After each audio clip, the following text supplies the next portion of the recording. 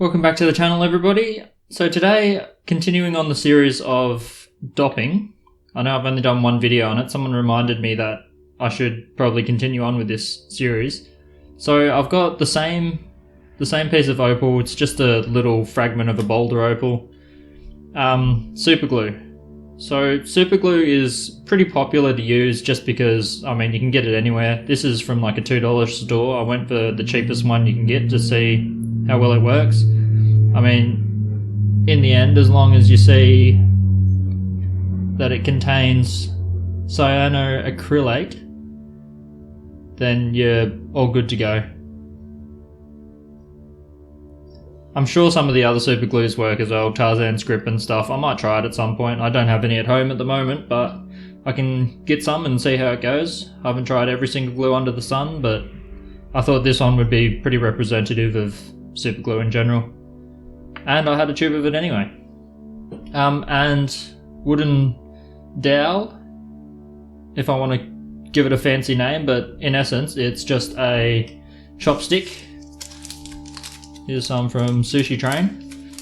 And yeah, just a chopstick. Cut to whatever length you like to work with. Mine's typically about 6 inches, maybe a bit more. What's this? Oh no, so it's only about a bit over 4 inches. Yeah, it's like just over 4 inches. So as long as it feels nice in your hand. You can get thicker, you can get thinner. Just like I said in the other video, you kind of want to match it up to the edges of the opal that you're cutting. So in this case, if it's the blue area, that blue-purple area that I want, I just need this dop stick to be able to cover that but not go over the edges.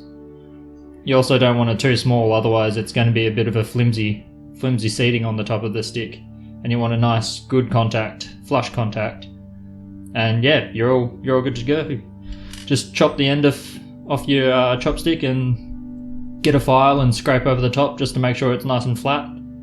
This one I've used a couple times so you can see old glue and resin, but I typically scrape that off. And I've scraped it off as much as I really need to for this. So yeah, just get yourself a nice flat edge. The benefit of superglue is that it's really fast acting, so I'll just screw it down and open it up. I'm using a small piece of blue tack on the base, just so that you've got less to hold. Let's see if I can re-angle it a bit. But yeah, there's not really a lot to say about this method. It's pretty basic. You can put it on the opal and the stick just like I did with the epoxy resin, but it's far less important for the superglue method because it's so fast. But all in all, just a nice little bubble on the top. Just put it on the top, leave it for a couple of seconds because it does kind of dry a little bit, and then you're simply just placing it on top right where you want it.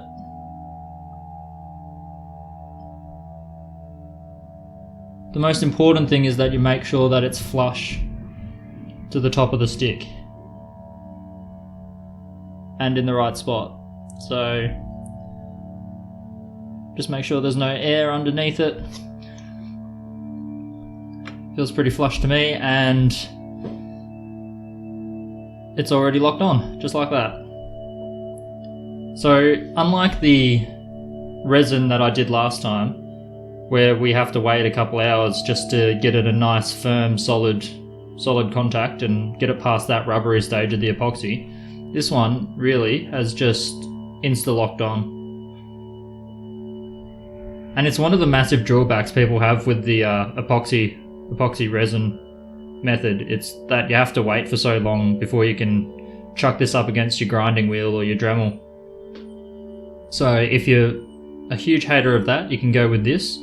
The problem with superglue in general is that it is a lot more brittle and you can get it to the stone to break off. It's definitely not as strong a contact as the wax or the epoxy resin, but it is pretty strong It's only been on there for a couple seconds, and it still looks wet, but it's really locked on.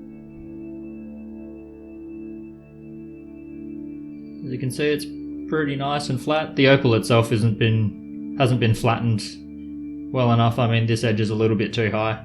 This is just a rough piece that I haven't even ground. It's not really ready for dopping or anything. I just like to use it as an example. I don't know why. I like the shape.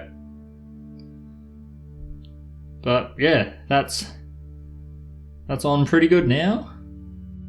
Oh, I've accidentally got some on my fingers and nearly glued them together. Beautiful. But yeah, that's pretty much it to get it off. Just same again. If you really can't get these two to separate, just cut off the dowel as close to the surface of the opal as you can, and then you basically just grind the back of this thing off, re-flatten out your chopstick, and you're good to go. So it works perfectly fine. It's quick, it's easy, it's cheap. You can buy the stuff from a supermarket, but it's not as reliable as wax or the 2-part epoxy. It's also probably cheaper. I mean, this thing was, I think it was in a pack of like 9 or something, and it was only a couple dollars, so it's definitely cheaper. But it can get brittle, especially if you've got a bit of temperature fluctuation. So if the opal heats up while you're pushing it up against a wheel, it can weaken the bond. You can also get this off by chucking it in the freezer, and it'll just pop off. The superglue doesn't handle the freezing cold very well. So yeah, pick whatever works for you. Me, I will still stick to the resin. I'm a big fan of the epoxy resin. And yeah, I'll try a couple other things, and I'll start a playlist now since there's 2 videos on this topic, and you'll see a few more over time. So thanks for watching, hopefully that's helped.